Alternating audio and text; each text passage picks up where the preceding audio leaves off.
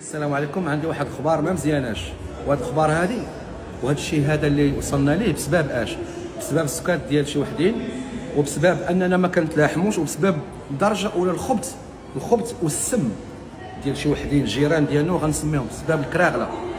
الخبر اللي توصلت به دابا هي بي ان سبور منعت بقرار رسمي مع انذار جواد باده انه يعلق على الماتش الجاي ديال المنتخب الوطني المغربي.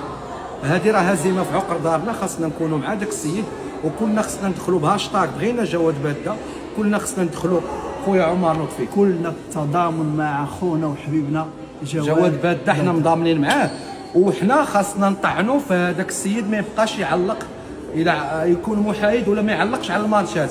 حفيظ الدراجي اللي ماشي محايد، كيشكك لينا في التنظيم ديالنا، كيطيح لينا من بلادنا، ماشي مناسبه ماشي جوج، هو اللي خاصو يتحارب وخص تكون دي هاشتاغ. اشنو بالك عمر؟ انا معك.